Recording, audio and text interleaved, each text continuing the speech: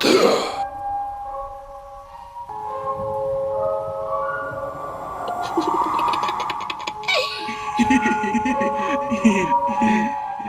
my loves and welcome to yet another episode of Strange Playgrounds. Now I was invited recently by a lady named Rebecca Rowland to be part of a short story anthology, an anthology of generally dark fiction. It incorporates horror, science fiction, certain elements of dark fantasy, really anything that has a particular edge or ambiguity to it, but which relates to LGBTQ themes, subjects, and so on and so forth. It's a collection named Unburied, and it is currently available.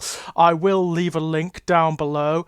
It's a really fun piece of work. I mean, I've read through it actually, just to see like the variety that it contains, and that really is the watchword here. There's so much variety, different types of fiction here, all the way from there are sort of more realist sort of horror stories, there are stories of abuse and existentialism, there are stories of fantasy and science fiction. There are all sorts of different kinds of stories here, all of which relate one way or another to LGBTQ themed subjects and so on and so forth. There is probably something here for every kind of taste, you know. That's the kind of collection that it is. It represents almost like a cross-section of the kind of work that's being done at the moment in small press publications, independent fiction. It's something I was writing about recently. There is this kind of emancipation happening at the moment. It's well underway, whereby publication is being liberated from its traditional shackles, but as the onus is shifting away from the big and established publishing houses, all of which, by the way, are dying on their arses. There is this kind of emancipation happening whereby voices that have been traditionally excluded now have venues, they have platforms. There's this almost fungal efflorescence of small press, small publication houses that are providing platforms and voices to those who were traditionally excluded from arenas such as, for example, fantasy, science fiction, horror, speculative fiction, I suppose you would collectively call it. Although it's a bit of a weird one, that for me. It's a slightly odd one. That seems to be a phenomena that is escalating and escalating. All of the onus now, certainly all of the really interesting creative stuff, seems to be happening down on this level. It seems to be happening in these, I suppose, more ghettoized arenas, you know? That, because there isn't so much of an onus on making money, on appealing to as wide a possible demographic, there is more space for different voices. There's more of a chance for voices that don't have the same kind of commercial impact as those that have been traditionally enshrined to have their say. There is now fiction out there for everyone in almost every arena, from eroticism to horror, from fantasy to domestic dramas. You will find them catering to every single demographic taste you can possibly imagine, and then some. It's a really cool time, to be perfectly honest, and Unburied is kind of demonstrative or emblematic of that.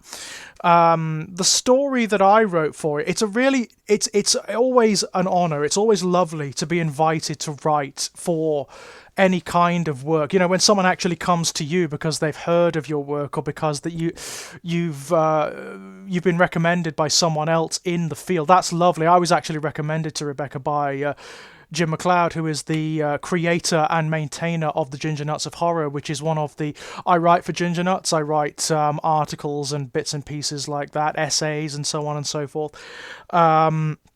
It's one of the biggest horror venues on the internet. It's really wonderful to be a part of. I've met so many people through it. I actually met Lex Jones, who many of you know from this channel. I met Kit Power through it, who again many of you know from this channel. My colleague from What the Hell Is Wrong With Us. Laura Marrow, who again many of you will know from the episode she's appeared on Strange Playgrounds. Just so many people. It's unbelievable. Jonathan Butcher, again, who you will know from Strange Playgrounds and the H.P. Lovecraft retrospectives that that we did together. There's so many people that I've met through that, and it's so lovely that through that you get to operate in this wider arena where people who operate in publishing will come to you or will ask you for work. That is an absolutely lovely thing. Now, as is often the case, the work I provided, which is a short story called Blessed, it was difficult because I don't write. When I write, I don't sit down and think, right, I'm going to create a story about this, or I'm going to create a story about that.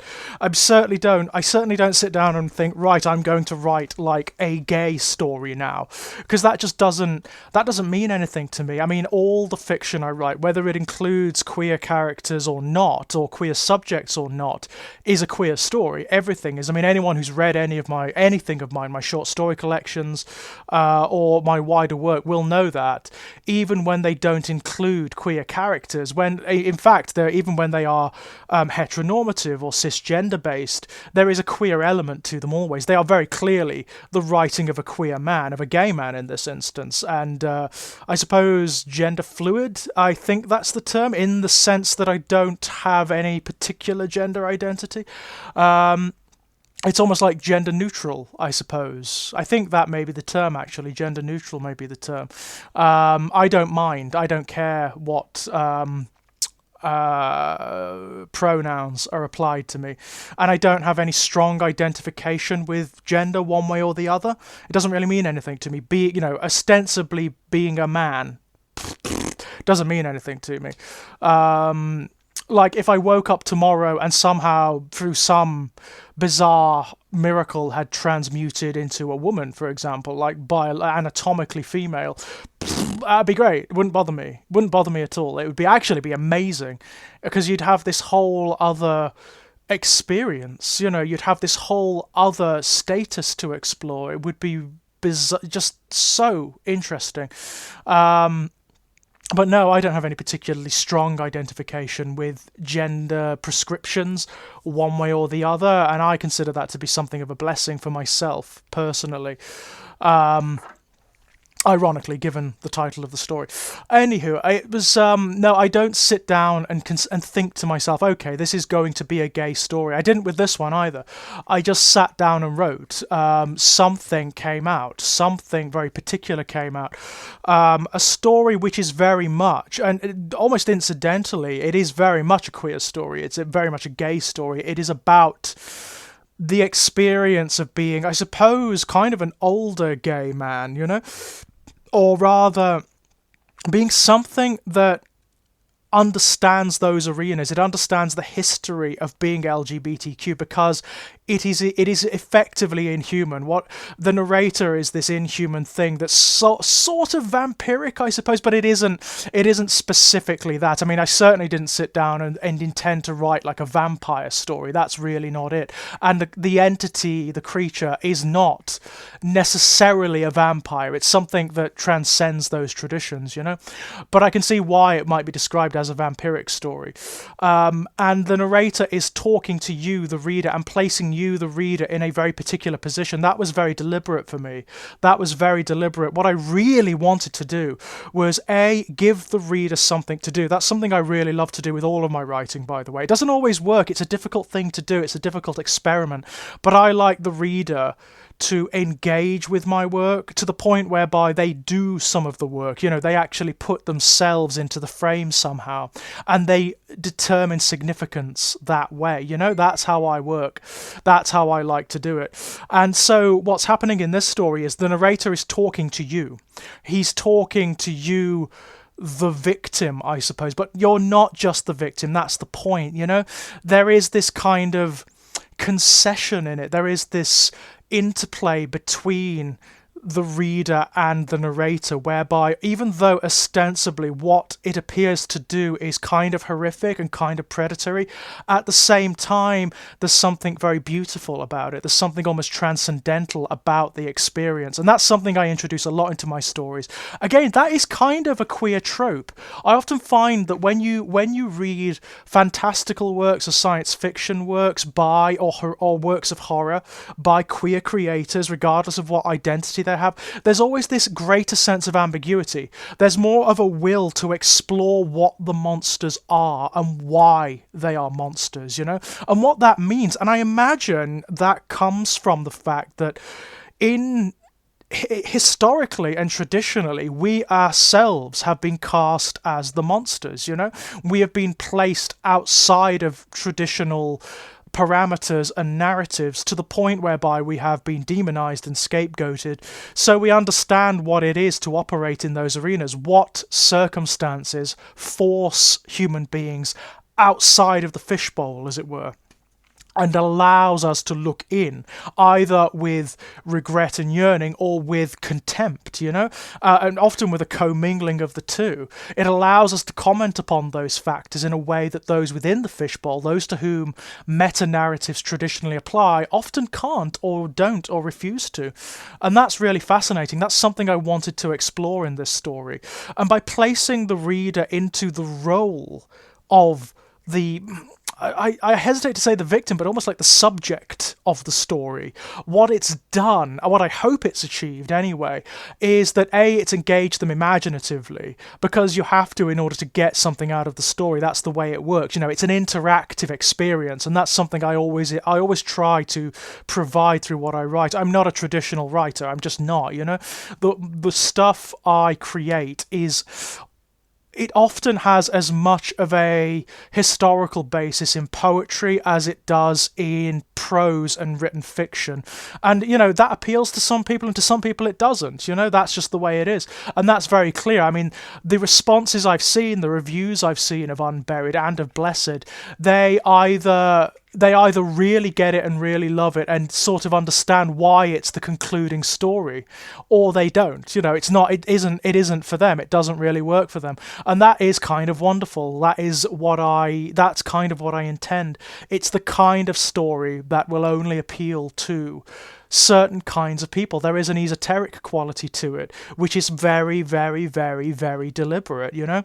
I want it to speak to people who will engage really deeply with it and be moved by it, and will sort of get into that role that it places them in, where the narrator is talking to them as it is kind of seducing them, kind of preying upon them, but also carrying them into some other condition, some other state of being. It isn't just a predatory thing, as it often isn't with sort of vampiric stories. I mean, I know the kinds of vampire stories that appeal to me, and they aren't the ones that just involve predator and victim. I'm not really interested in that dynamic, you know? I'm interested in the ones where there's some kind of catharsis in the experience, either from the perspective of the vampiric entity or the victim, or both. You know, I like the fact that there is an eroticism inherent in that experience, and it's transcendental because it's bound up with thanatic urges, you know? The desire to be bitten by the vampire is simultaneously erotic and thanatic. It's both the erotic urge and the death impulse combined together in one, and that's what the vampire represents, and that's why it's so peculiar to LGBTQ fiction. It's why it's so significant here.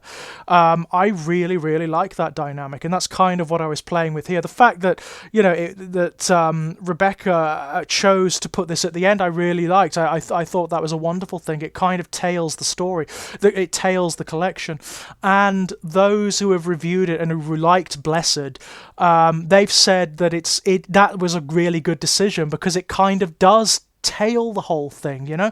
It's not as dark as some of the stories in Unburied. I will say for now, I will give you content warnings. They explore everything. They explore almost like every aspect of LGBTQ experience, from alienation and rejection, abuse. It's a really dark collection, you know? It's exploring the depths and degrees to which these dark forms of fiction overlap with and express the core issues of identifying as LGBTQ under current circumstances and historically.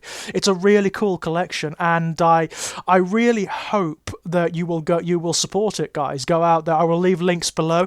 Go out and take a look. If you do read it, please give me feedback. Please come back and let me know what you thought of it and of Blessed.